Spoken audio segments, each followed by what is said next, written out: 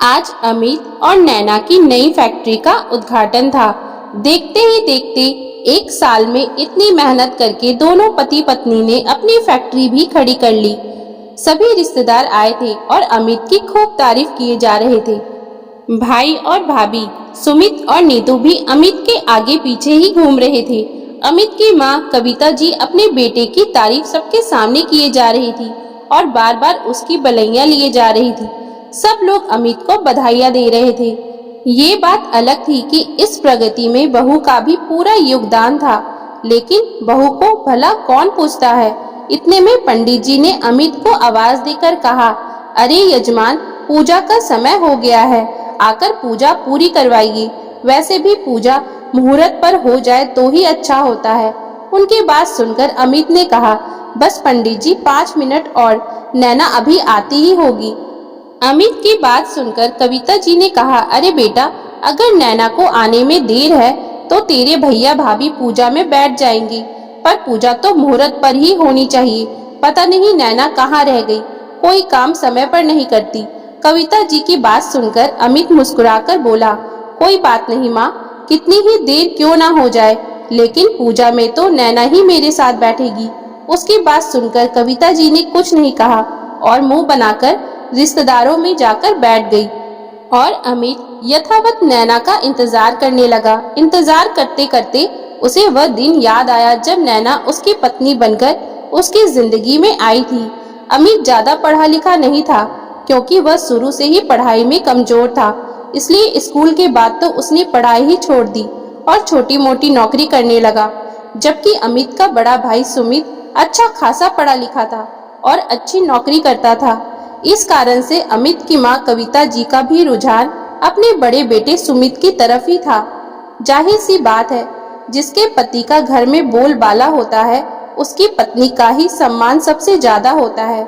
यही हाल घर की बहुओं का था। नीतू घर में रानी की तरह रहती थी, जबकि नैना घर में सबके लिए एक नौकरानी भर थी। नैना दिन भर घर का काम करती थी, फिर भी उसके हिस्से सिर्फ ताने आते थे। अमित जो भी कमाता था वह सब कविता जी के हाथ में लाकर रख देता था। नैना को अगर कुछ चाहिए होता था तो कविता जी से मांगना पड़ता था, पर कविता जी से पहले तो नीतू ताने सुनाने लग जाती थी। यहाँ तक कि नीतू और कविता जी नैना के थाली पर नजर जरूर रखती थी कि वह अपनी थाली में क्या क्या लेकर बैठी है, और फिर उसे खाते देखकर जरूर बोलती थी, हाँ हाँ, मुफ्त का माल है, उड़ा लो। बेचारा जेठ तो कोल्हू का बैल बना बैठा है, इन्हें क्या फर्क पड़ता है। नैना का हाथ खाना खाते खाते ही रुक जाता था। ऐसा नहीं था कि अमित को ये सब दिख नहीं रहा था। 1-2 बार कविता जी को उसने समझाने की कोशिश भी की, पर कविता जी ने उसे ही चुप करा दिया। पर उस दिन बात कुछ भी नहीं थी। एक आम के अचार की इतनी औकात नहीं होती जितनी उस दिन नैना को दिखाई गई थी। दरअसल उस दिन रविवार था। घर में सभी सदस्य मौजूद थे और कुछ मेहमान भी आने वाले थे। इसलिए कविता जी ने नैना को मटर पनीर, दाल मखनी, फ्राइड राइस, गुलाब जामुन और पूरी बनाने को कहा था। नीतू तो वैसे भी कोई काम नहीं करती थी। नैना ने अकेले ही रसोई में सारा खाना तैयार किया। खाना तैयार करके वह गर्मा गर्म पूरी तल रही थी और साथ ही सबको खाना परोसती जा रही थी। सब लोगों ने खाना खाया, लेकिन किसी ने ये ध्यान नहीं दिया कि नैना के लिए सब्जी बची ही नहीं। नैना खाना खाने बैठी तो उसने देखा कि सब्जी और दाल के बर्तन खाली थे। अब वह खाना कैसे खाती। तभी उसे याद आया कि नीतू भाभी के मायके से 1 दिन पहले ही आम का अचार आया है, तो वह रसोई में से अपने लिए थोड़ा सा आम का अचार निकाल कर ले आई और उसी के साथ पूरी खाने लगी। उसे खाना खाते देखकर नीतू ने बोलना शुरू कर दिया, किससे पूछकर तुमने आम का अचार निकाला? यह मेरे मायके वालों ने मेरे लिए भेजा है। इतना ही अचार का शौक है तो अपने मायके वालों से बोलो। नीतू की बात सुनकर नैना की आंखों में आंसू आ गए और वह बोली, भाभी, सब्जी खत्म हो गई थी, इसलिए मैंने अचार निकाला। मैंने तो अभी तक खाना भी नहीं खाया। भाभी बोली, तो तेरे खाने की जिम्मेदारी हमारी है क्या? घर में रख रखा है, तुम्हारे खर्चे उठा रहे हैं, तो तुम लोग तो सर पर चढ़कर नाचने लगे हो। नीतू अभी चिल्ला ही रही थी कि उसकी आवाज सुनकर घर में से बाकी सदस्य भी निकलकर आ गए। कविता जी ने भी नीतू का पक्ष लेते हुए कहा, छोटी बहू, शर्म आनी चाहिए तुझे। अरे एक आम के अचार की क्या औकात होती है जो तूने उसकी आम की अचार चोरी करके खा ली। पता नहीं घर में से क्या क्या चुराती होगी। बस माँ जी, बहुत बोल दिया आपने, नैना ने गुस्साते हुए कहा। नैना की आवाज से कुछ पल के लिए माहौल शांत हो गया। फिर नीतू गरजते हुए बोली, तेरी इतनी हिम्मत कि तू हम पर चिल्ला रही है, हमारा खाती है और हमें ही सुना रही है। कहते हुए नीतू थप्पड़ मारने के लिए नैना की तरफ बढ़ी तो उसने उसका हाथ पकड़कर मोड़ दिया। हाथ इतनी जोर से मोड़ा कि नीतू की चीख निकल गई। ये देखकर कविता जी चिल्लाई, अमित, तो अपनी पत्नी को धक्के देकर बाहर निकाल। अब ये इस घर में रहने लायक नहीं। ठीक है माँ, जैसी आपकी मर्जी। अमित के इतना कहते ही नीतू और कविता की कुटिल मुस्कान के साथ मुस्काई। नैना अमित की तरफ देखने लगी। अमित अंदर कमरे में गया और अपना और नैना का सामान पैक करके कुछ देर बाद बाहर आया और नैना का हाथ पकड़ते हुए घर के बाहर निकलने लगा। इतने में कविता जी चौंकते हुए बोली, अरे तू कहाँ जा रहा है? बस माँ, और कितना बर्दाश्त करवाओगी? मुझे पता है इस घर में किसी को नैना की रोटी बुरी नहीं लग रही, बल्कि मैं कम कमा रहा हूँ वह बुरा लग रहा है। अगर आज मेरी कमाई भी अच्छी होती तो मेरी पत्नी को इस घर में इतना कुछ सुनना नहीं पड़ता। सारा काम वह करती है, पर ताने भी उसी के हिस्से में आते हैं। इसलिए अब आप भी चैन से रहो और हमें भी चैन से रहने दो। इसलिए मैं घर छोड़कर जा रहा हूँ। कहता हुआ अमित घर से निकल गया। किसी ने उसे रोकने की भी कोशिश नहीं की। उसके बाद दोनों किराए के मकान में शिफ्ट हो गए। वहाँ गृहस्थी बसाने में नैना के माता पिता ने पूरा योगदान दिया। कुछ दिनों बाद नैना और अमित ने हिम्मत करके लोन लिया और एक छोटी सी डाई का काम शुरू किया। कपड़ों को रंगने का काम एक कमरे से शुरू होकर कब फैक्ट्री में तब्दील हो गया, दोनों को पता ही नहीं चला। पर दोनों की मेहनत आज नजर आ रही थी। इतने में बाहर कार आकर रुकी। उसमें से नैना निकलकर बाहर आई। साथ में उसके मम्मी पापा भी थे। उन्हें देखकर अमित मुस्कुरा दिया और खुद आगे बढ़कर उन लोगों को अंदर लाने के लिए उनके पास चला गया। हमेशा शिफॉन की हल्की सी साड़ी पहनने वाली नैना आज भारी बनारसी साड़ी पहनकर आई थी।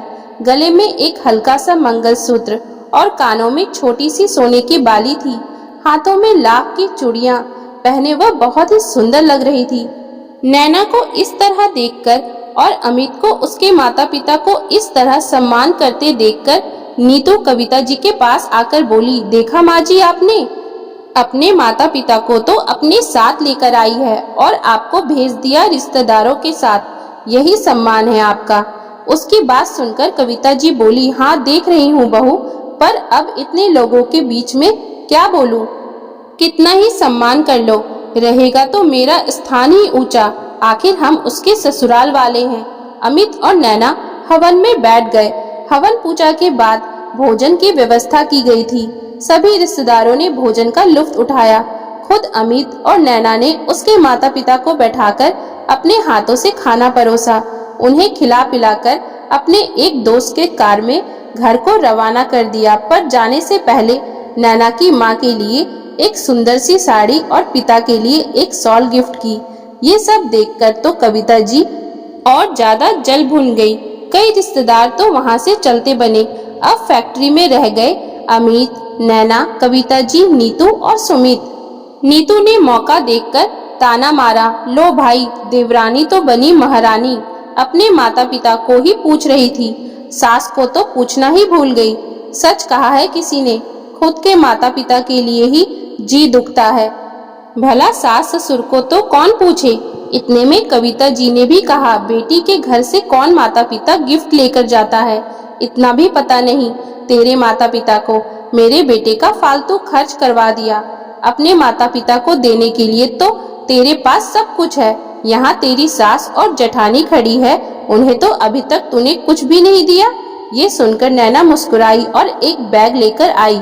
उसमें से एक साड़ी निकालकर सास को दी और एक साड़ी निकालकर जेठानी को पकड़ाते हुए बोली, ये रहा आप दोनों का गिफ्ट। साड़ी को उलट पुलट कर देखने के बाद नीतू बोली, बस एक साड़ी? अपनी माँ के बराबर ही हमको दे रही है। अरे हम तेरे ससुराल वाले हैं, हमारे लिए तो इससे ज्यादा बनता है। जी बिल्कुल, आपके लिए इससे ज्यादा ही बनता है। मैं तो भूल ही गई थी। रुकिए जरा, कहकर नैना अंदर गई और ऑफिस में से एक बड़ा सा बॉक्स निकालकर ले आई। ये आपके लिए जेठानी जी, ये आप रखिए। नैना ने नीतू को वह बॉक्स पकड़ा दिया। वह काफी वजनदार था, उससे रहा नहीं गया तो उसने उसी समय बॉक्स को खोला। उसमें एक बरनी रखा हुआ था। उसे निकालकर देखा तो उसमें आम का अचार रखा था। नीतू और कविता जी हैरानी से नैना और अमित की तरफ देख रहे थे। तब अमित ने कहा, माँ हैरानी से क्या देख रही हो? यह तो वही आम का अचार है ना, जिसने हमें हमारी औकात बताई थी। ये आपके लिए हमसे ज्यादा कीमती था, इसलिए इससे महंगी चीज और क्या हो सकती थी।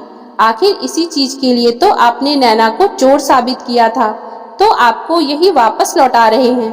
कहते हुए अमित ने अपने हाथ जोड़ लिए। कविता जी कुछ कह ना पाई और नीतू सुमित के साथ अपना छोटा सा मुंह लेकर घर की ओर रवाना हो गई। दोस्तों, हर किसी के जिंदगी में उतार चढ़ाव आता रहता है, लेकिन इसका ये मतलब नहीं कि हम किसी के बुरे दिनों में उसकी बेइज्जती करें और उसको नीचा दिखाएं। समय से बड़ा बलवान कोई भी नहीं। समय कब पलट जाए, किसको कब नीचे से ऊपर उठा दे और कब ऊपर से नीचे गिरा दे, ये कोई नहीं कह सकता। इसलिए हमें हर किसी का हमेशा सम्मान करना चाहिए। तो दोस्तों, अगर आपको हमारी आज की ये कहानी अच्छी लगी हो तो कृपया आप हमारे चैनल को लाइक, शेयर और सब्सक्राइब जरूर कर लें, जिससे हम आपके लिए और भी अच्छी अच्छी कहानियाँ लाते रहें। Thank you for watching.